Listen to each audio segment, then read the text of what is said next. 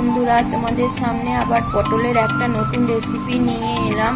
পটলের মুখগুলো ছাড়িয়েছি, খোলা ছাড়াইনি। নিয়েছি 3টে আলু খোলা ছাড়িয়ে 2-8খানা করে নিয়েছি। নেবার পর ওতে একটা বড় টমেটো আর কাঁচা লঙ্কা নিয়েছি। পেঁয়াজ রসুন কুটে নিয়েছি। 3টে পেঁয়াজ নেওয়ার পর আমি প্রেসার কুকারে সেদ্ধ করতে দিলাম 1/2 গ্লাস জল দিয়ে।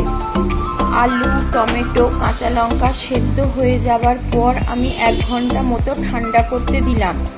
ঠান্ডা হয়ে যাবার পর নুন দিয়ে ভালো করে চটকে নিলাম। নেওয়ার পর গ্যাসে কড়া চাপালাম। কড়াইয়ে 3টে শুকনো লঙ্কা ফোড়ন দিলাম। দেওয়ার পর পেঁয়াজ আর রসুন একটু ভাজা ভাজা মতো করে নিয়ে অল্প নুন অল্প হলুদ দিয়ে আবার নাড়াচাড়া করে নিলাম। নাড়াচাড়া করে নেবার পর আমি এই মাখাটা কড়াইয়ে দিয়ে দিলাম। ভালো করে নেড়ে চেড়ে শুকনো করে নিলাম। বন্ধুরা, এই পটলের রেসিপিটা যদি গরম ভাত দিয়ে তোমরা একবার খাও, কি বলবো, অসাধারণ খেতে।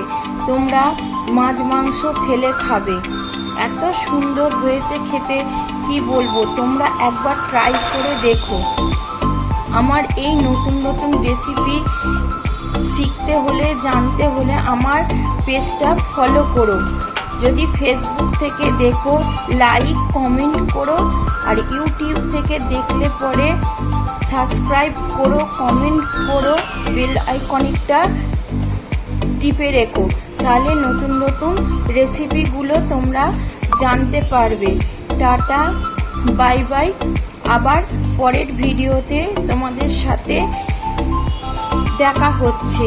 বন্ধুরা, তোমরা যদি আমার পাশে এইভাবে থাকো, আমাকে সাপোর্ট করো, আমার খুব ভালো লাগবে। তোমাদের এই সাপোর্টে আমার নানা রকম রেসিপি নানা রকম ভিডিও করতেও ভালো লাগবে। বন্ধুরা, আমি বলবো তোমরা এই